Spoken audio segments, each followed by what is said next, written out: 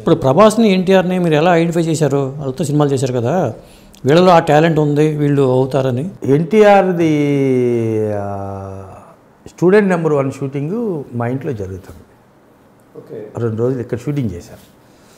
ఆ 2 రోజులు షూటింగ్ చేస్తూ ఉంటే నేను ఈ పైన హాల్లో జరుగుతుంది, నేను ఆ పైన నా బెడ్రూమ్లోకి వెళ్తూ పైనుంచి చూస్తున్నాను అనమాట. కుర్రోడు యాక్ట్ చేసే సీన్ చేస్తుంటే నాకు ఎందుకో సమో స్పార్క్లా కనపడుతుంది. ఈ కుర్రోడు కొంచెం షైన్ అయ్యేటట్టు ఉన్నాడు, ఆ యాక్టింగ్ స్కిల్స్ అవన్నీ. అప్పుడు నేను అయ్యప్ప మాల్లో ఉన్నాను. అయ్యప్ప మాల వేసుకుని చూస్తూ ఉన్నా. ఆ రోజంతా ఆలోచించాను, ఈ కుర్రోని పెట్టి సినిమా చేస్తే బాగానే ఉంటుంది డెఫినెట్గా అని ఆలోచించి ఎవరిని పెడితే బాగుంటుంది డైరెక్టర్ అని చెప్పి బాలకృష్ణతో రిలేటెడ్ డైరెక్టర్ అవుతే సేమ్ నెక్స్ట్ ఫ్యామిలీ కాబట్టి ఇతను కూడా ఆ రేంజ్లోకి ఏదైనా తీసుకురావటానికి బాగుంటుంది అనే ఆలోచనలో ఉండి నేను ఫస్ట్ పర్చూరు గోపాలకృష్ణ గారి దగ్గరికి వెళ్ళి, గురుగారు ఎందుకో ఆ బొడ్డోడి మీద కొంచెం నాకు ఇంట్రెస్టింగ్గా ఉందండి, సినిమా చేస్తే బాగుంటుందని అన్నాను. అది చంద్రరామయ్య చంటియాడు అని ఈ గోపాలకృష్ణ గారు అన్నారు. అన్న తర్వాత నేను గోపాల్ దగ్గరికి వెళ్ళాను.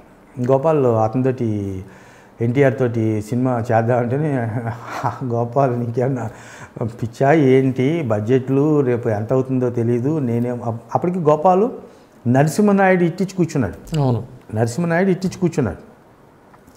అతని మీద ఎలా వర్కౌట్ అవుతుంది అంటే నీకు బడ్జెట్లో అయిన వర్కౌట్ కాదు అంటే, లేదు గోపాల్ చేద్దాం గోపాల్ అని ఆ రకంగా నేను గోపాల్ని ఒప్పించిన తర్వాత పర్చూరు బ్రదర్స్ గోపాల్ అందరం కూర్చున్న తర్వాత గోపాలకృష్ణ గారు ఒక కథ చెప్పారు.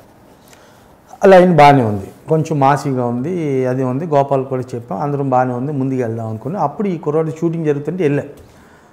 తారక్ నీ మీద ఒక సినిమా చేద్దాం అనుకుంటున్నాను నీతోటి అంటే, చాలా హ్యాపీ సార్ అది ఇది అన్నాడు.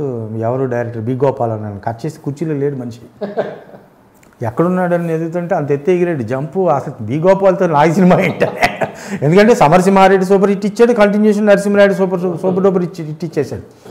ఇతనికి ఇంకా స్టూడెంట్ నెంబర్ 1 రిలీజ్ కాలా అంటే అది అప్పుడు ప్రపోజల్ లేదా?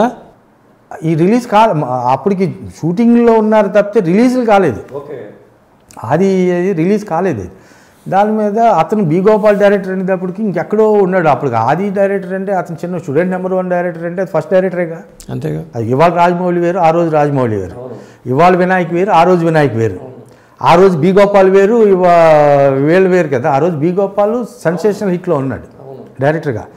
ఒక రకంగా మరి ఎన్టీఆర్తో సినిమా చేస్తాం అనేది అతని రేంజ్కి అతని కిందకి దిగొచ్చి సినిమా చేసినట్టేగా వాస్తవం చెప్పుకోవాలనుకుంటే. ఆ బడ్జెట్లో పెద్ద హీరోలతో సినిమా చేస్తున్న టైంలో చెప్తే ఒక్కసారి ఎగిరిగా అంతేసాడు. కట్ చేసి రోజున ఇంటికి వచ్చేవాడు. సార్ గోపాల్ గారితో సినిమా, ఎప్పుడు గోపాల్ గారితో సినిమా. సరేనా, అప్పుడు మేము ప్రగతి రిసార్ట్లో కూర్చుని కథ తయారు చేసి ఏదైతే ఈ అల్లరి రాముడి సినిమా ఉందో ఆ కథ గోపాలకృష్ణ గారు చెప్పిన తర్వాత ఆ కథకి దాన్ని ఫిక్స్ అయ్యాం. ఇలాంటి ఇంట్రెస్టింగ్ వీడియోస్ కోసం తప్పకుండా మా ఛానల్ని సబ్స్క్రైబ్ చేయండి.